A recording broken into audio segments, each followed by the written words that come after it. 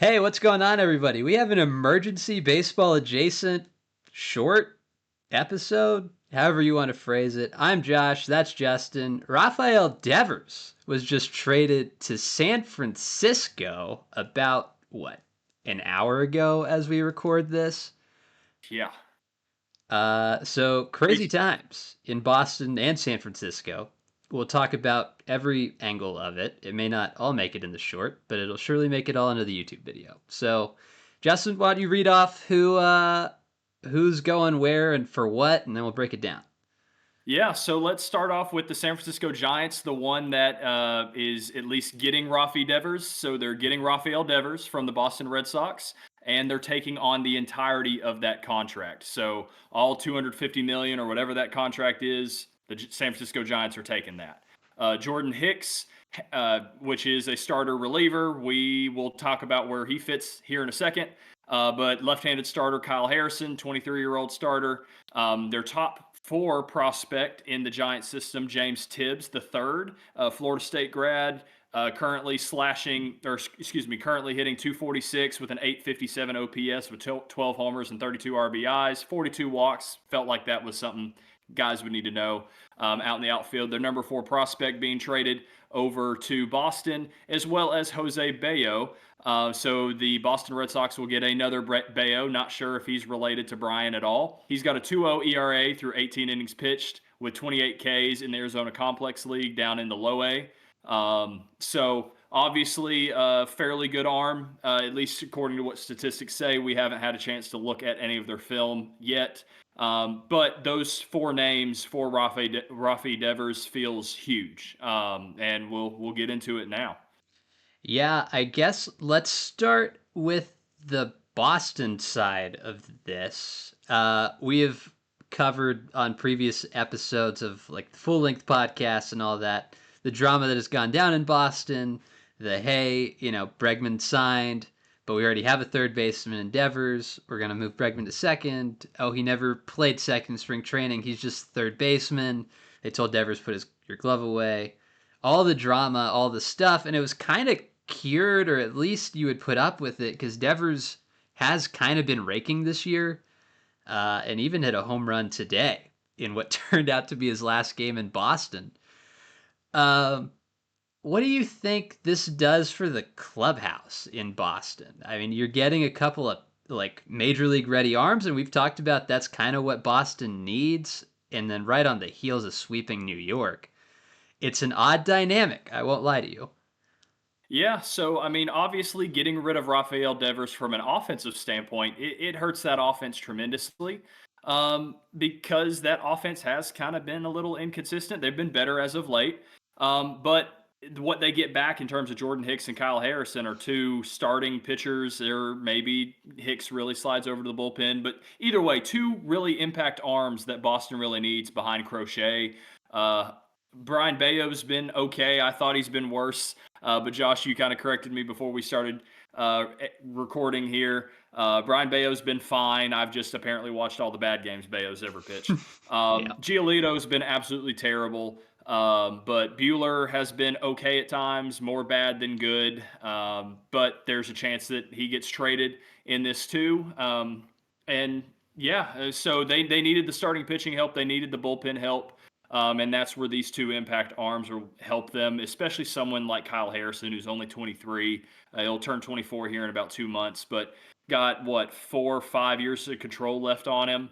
And that's another lefty arm in that starting rotation where Garrett Crochet and Kyle Harrison can kind of lock that lefty side down, and you don't really need any more lefties in the starting rotation. And heck, you probably don't need any more in the bullpen with Chapman and Justin Wilson in that pen as well. So you lose a little bit offensively, but I think this might even be addition by subtraction because now you're losing the drama that this entire 2025 Red Sox team had around them because of the whole Rafi Devers situation that was consistently unfolding new after new story as we went on day by day, it felt like. Yeah, I would like to submit to you that this helps the rotation long term more than it potentially hurts the lineup, which is going to sound crazy, but follow me here for a second. Uh, you traded the entire Devers contract. So the Red Sox are no longer paying Devers, and that's honestly huge. They had 8 years left on that deal, so you're no longer sending any money to him.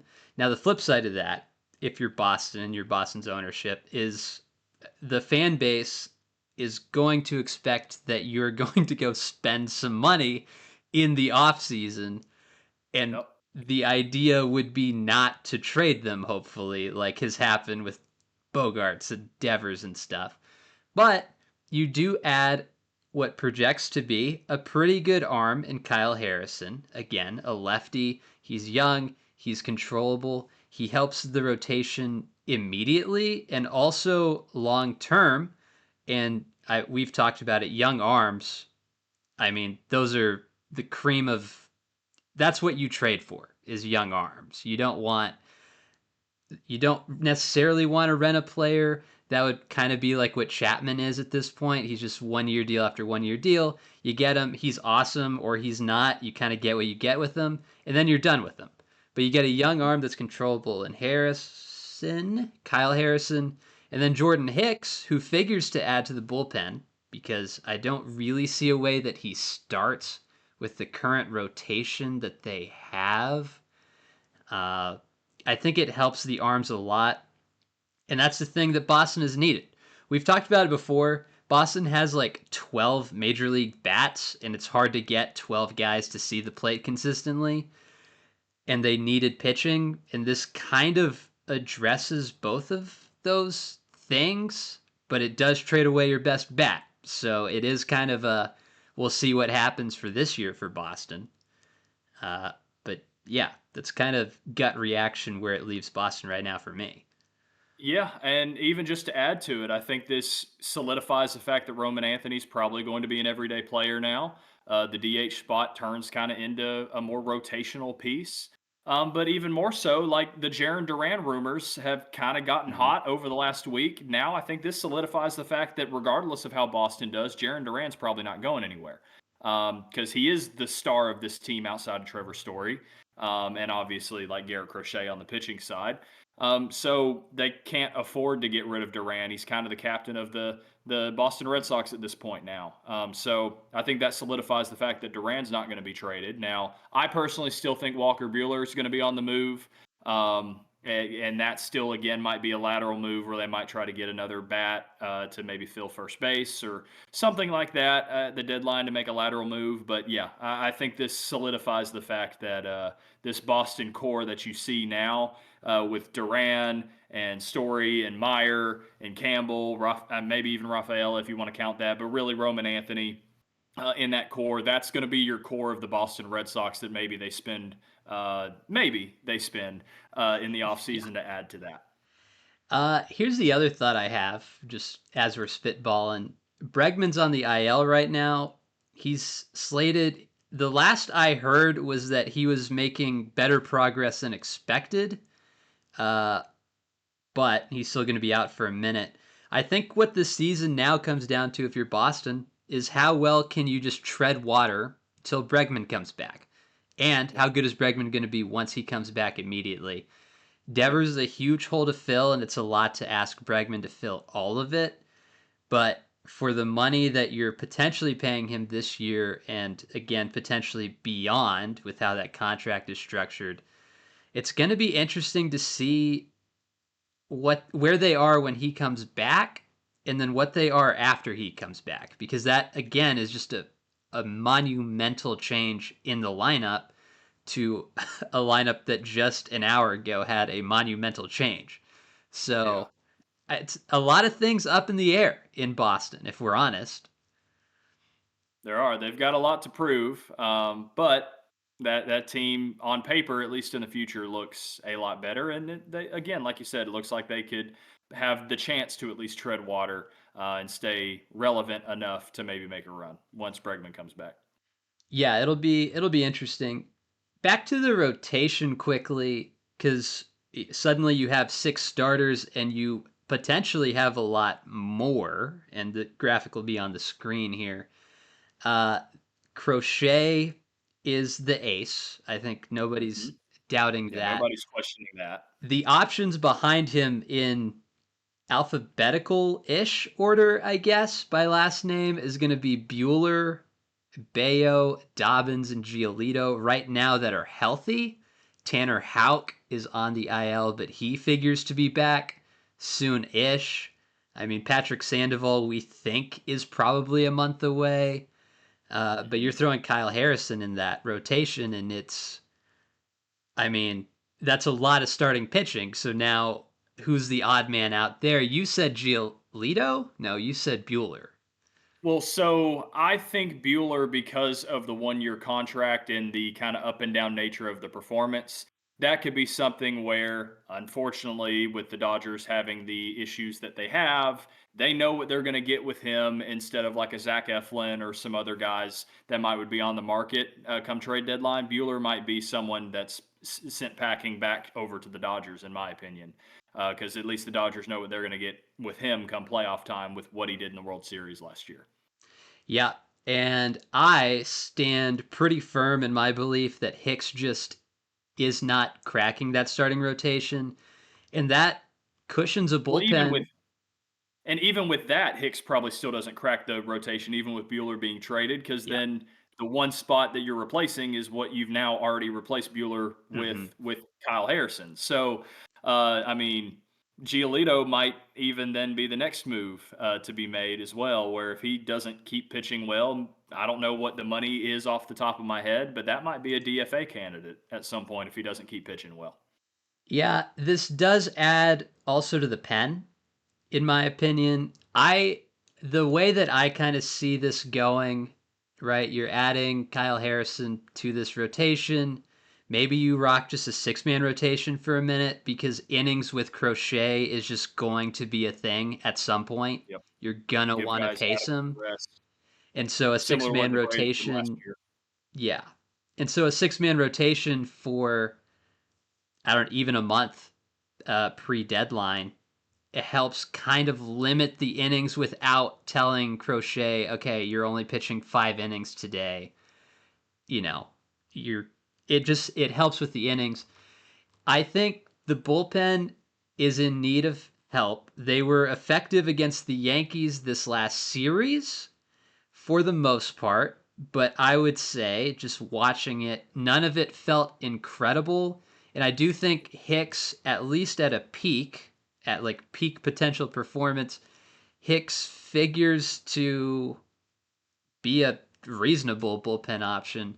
Hauk had some time in the pen in 2022 and was pretty good. He had a 3.15 ERA over 60 innings pitched.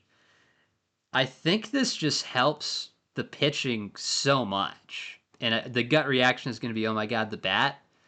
But Mhm. having watched the Red Sox, it does kind of revolve around Devers, but other guys are doing stuff.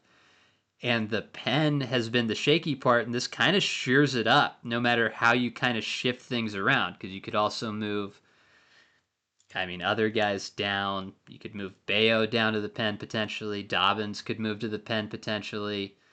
I mean, you have options. This gives Boston a Yeah. lot of flexibility. Yep, and you've got a guy like Luis Guerrero, who's got 3 minor league options, young guy. You could probably send down to make the room to have more major league arms there. But then you just look at a back three or even a back four of Greg Weissert, who's gotten 2 saves this past week, just I think because of where Chapman kind of was in terms of pitch counts and things like that. But you have Weissert, Whitlock, and Chapman as your back three. You could very well say that Weissert kind of goes into that Justin Wilson mid relief, high leverage role. And Garrett Whitlock's now your setup in the seventh inning guy, and you just go flamethrowers of Hicks to Chapman, righty then lefty. I mean, I think that alone is a shutdown 8 and 9 innings.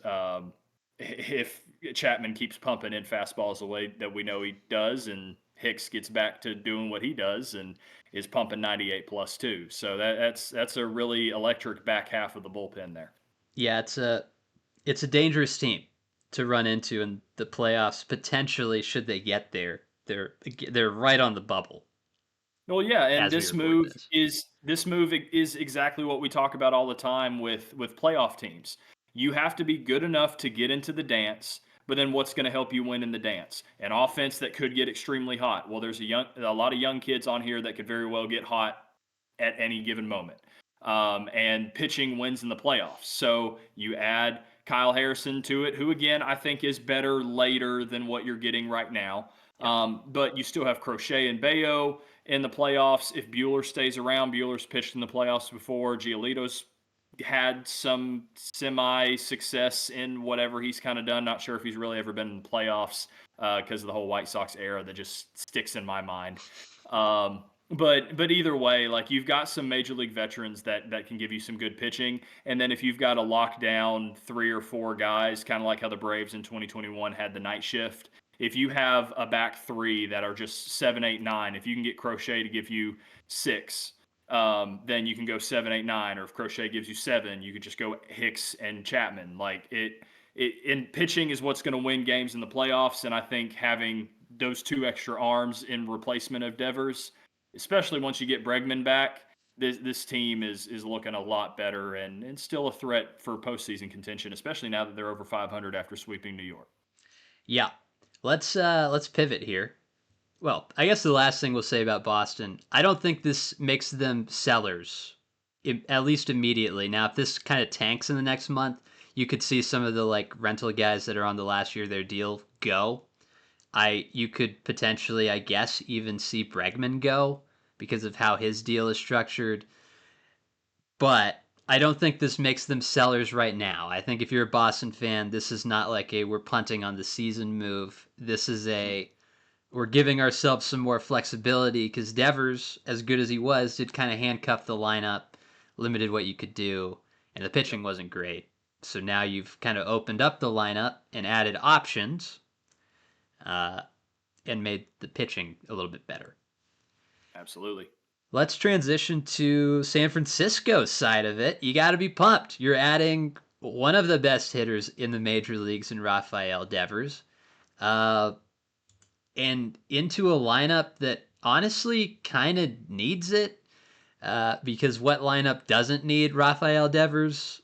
Obviously, it's going to be interesting to see where he fits because he's still not going to play third because they just signed Matt Chapman to a 6-year deal. So it feels like he's the long term option at third base. So that doesn't really fix the thing with Devers of playing third, which felt like that was a real hangup for him. So now he's just in a different spot where he's still not playing third. Yep. It still is the same situation for Devers of all right, he's either going to play first or he's going to DH, or I guess he Well, could play a handful of games at third. But what? yeah, and right now, just in the immediate future, Dom Smith and Wilmer Flores have the DH and first base spots basically locked down with their performances. So yeah, the question becomes of yeah, like right now, Casey Schmidt, yeah, he's hit 2 grand slams in 2 days against the Dodgers. Great. But outside of that, it hasn't been terrific. I'm not going to say it's been bad. He's had a fairly solid week over the past 7 days. But Devers is a better third baseman. Devers is a better bat than what Casey Schmidt is. And Schmidt can play elsewhere too. He can play rotational pieces at first. He can play second base for like Tyler Fitzgerald, who's kind of struggled a little bit as of late after kind of coming up and debuting, I believe, earlier this year and doing fairly well, or maybe it was last year. But I know Tyler Fitzgerald's done some things well this year because I remember seeing some stuff on him. But yeah, immediately Devers can slot in and play third base, but yeah, right now it's the long term future. There's not a spot for Rafi because Matt Chapman's going to be holding that third base spot down, and he could slide again right back over to DH because Wilmer Flores' contract is up at the end of this year. Um, Mm-hmm. but again, I still think Devers kind of comes with some drama of I don't want to play first. I want to play third. Well, Chapman's playing third, so now the Giants are taking on that drama Yeah, and the money. that's true. I think the money's big. Uh, I wonder how much of this is a reaction to the Giants have kind of struck out in free agency the last few years. I mean, we all remember the Arson Judge tweet. Uh, they brought in Adames finally, which feels pretty notable. That's like the biggest guy they've brought in, but it hasn't been like a world altering player like a Rafael Devers kind of is. How much of this do you think is just a reaction of that? Yeah, I think it could be a lot of that, but still, I mean, this is still a move that the Giants needed to make. They needed to upgrade that offense. It does come at a pretty massive cost of what they're giving up. Because yeah, I mean, you look at the number 4 overall prospect they gave up, a fairly solid minor league arm that's been pitching out of the bullpen. But I'm not going to look at either one of those because you can trade those guys for a Rafi Devers. That's fine. I'm all for trading prospects that haven't proven themselves for major league talent, especially major league talent like Rafi Devers. But you have Logan Webb, you have Robbie Ray that is pitching pretty well. Hayden Bursong has been solid this year, so that's a solid 3 there. Landon Roop's kind of been up and down, but you lose Harrison, you lose Jordan Hicks, who's currently injured but will be back soon. The bullpen's fine, but now you start questioning, okay, who's going to now replace that 4th or 5th spot in the lineup with Harrison being the 3rd and everybody kind of moving up one. And I don't really see many options that they've really got other than maybe Sean Jelly, who got the scratch start today Yeah. when Harrison got scratched for the trade. And I don't think if I'm the San Francisco Giants trying to compete with the Diamondbacks, who are kind of coming back, the Dodgers, the Padres, like I don't think a rotation of just 3 you can trust is good enough in that fight right now, even with the addition of Devers to the offense. Yeah, the bump in offense I think will be notable, and I think you'll feel it if you're a Giants fan. I think that's like not just a oh, sometimes Devers does stuff. I think he's going to be sending balls into the into the kayakers in right field pretty consistently. I think that's like an offensive bump you're going to feel, but I you are right. It's you're losing a pretty important arm in your rotation in Kyle Harrison. So it'll be interesting. He hasn't made a ton of starts this year, to be fair to Kyle Harrison. It looks like he's 8 games in, 4 starts. But that's still somebody you were able to rely on for at least the last month or so in Yeah. that rotation. And he's been not great, but not terrible. But again, He's you're shown kind of, flashes in years past, and he is controllable for what, 5 more years? yeah. So And yeah, it's you're giving up on that for Devers in the offense. you're projecting forward on Harrison. Uh, Mhm. because right now, right, you look in, you're like, well, he's got a 4.5 ERA. In 2023, his rookie season, 7 starts, he had a 4.1 ERA. If he's just that the rest of his career, you're like, okay, whatever. You would hope, obviously, if you're Boston, he projects to be better as Yeah, he maybe a sees more 3.5. reps and games and Yeah. all that. Uh, but I don't know. I'm kind of just dumbfounded, I guess is the word on both sides of it. It feels like real odd timing for Boston also. Just coming off of they took 2 out of 3 from the Yankees last weekend and Mhm. then played somebody else this week and then sweep the Yankees this weekend. The timing is just wild to me. Yeah, I don't know why you shake things up right now, but again, the behind the scenes, the drama could have been getting worse. And Boston fans, make sure you go comment down in the comment section and let us know what your thoughts on the trade is. Giants fans, you do too, but let us know, Boston Red Sox fans, if if there was drama going around that we missed over the Yeah. last couple days or weeks. But yeah, I mean, this could just be the similar to the Aaron Savali thing that happened a couple days ago. Like Yeah. this could just be something happened in the clubhouse, and it's like deuces, you're gone. Yeah. So let's talk through just quickly here to wrap up. Uh, let's talk through potential future moves for both teams. We'll go back to Boston.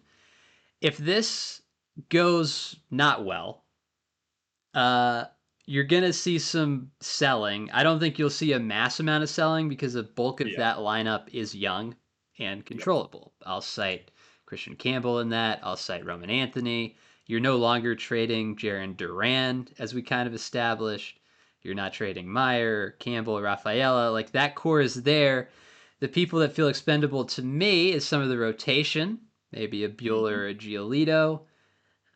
It feels like they're going to keep Bayo, and maybe if they can talk Dobbins into every team he plays is the Yankees, they have another ace on their hands. The guy I would look to move, I guess, if in the lineup, if things start to go bad, is Story, but I don't know what you would get for him with the injury history specifically would scare people off, and he hasn't been Yeah. exactly great this year. Yeah, and even with that, I feel like the Boston Red Sox in the situation they're at, even if it goes wrongly, Trevor Story's still kind of the heart and soul of that team, similar to what Jaron Duran is. I don't think they're going to unpack Story yet. Now, off the top of my head, I don't know when he is a free agent. If he is an impending free agent this year, maybe. But if he's still got 2 or 3 years left on the deal, I doubt they move that now. I still think of if everything goes wrong or even if things are going right, Giolito and Bueller would be the two from Boston that could either be the lateral move to help you just swap in another pitcher and try to get better, or swap in another bat if somebody else really struggles or a first baseman becomes available. Or heck, if, like, for example, the Atlanta Braves decide they want to sell Marcell Ozuna, um, and like they want to fill the DH spot with a guy that can DH. So like there's some options.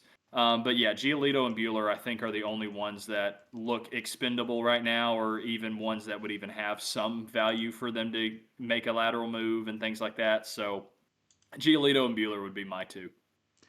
Yeah, those seem like the ones that would stick out. Chapman, I think, from the pen is Oh always yeah, a guy that Chapman. gets moved. Yep. That should go kind of without saying, I guess. Let's move over to the Giants side of things. Their roster, I would say, also is pretty set. I wouldn't see a ton of movement unless you're looking at suddenly moving a Wilmer Flores while the stock is high and Yeah. bringing in some prospects to restock what you just traded out. I guess you could say the same for Dom Smith, although he's only 10 games in. Wilmer Flores feels like he would get a little bit more, you would hope, potentially. I don't Yeah.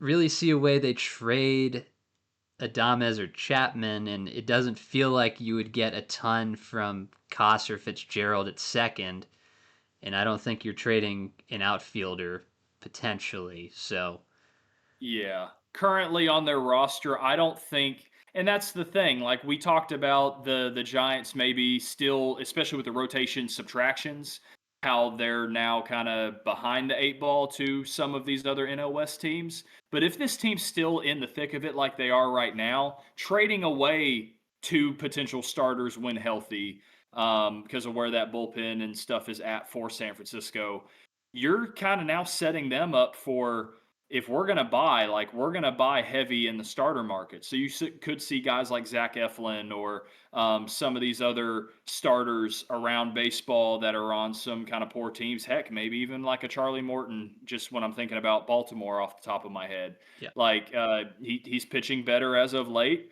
And he's 1 year come in and got playoff experience. So let's go run it and see what happens. So it definitely looks like a team that, if they're buying, which there could be a chance with this offense that they are, if they can tread water from the starting pitching side now that they've lost two guys, like that could be a team that's now one of the first teams that we're mocking all these starting pitchers to go to Yeah. in these trade markets when teams decide that they're sellers.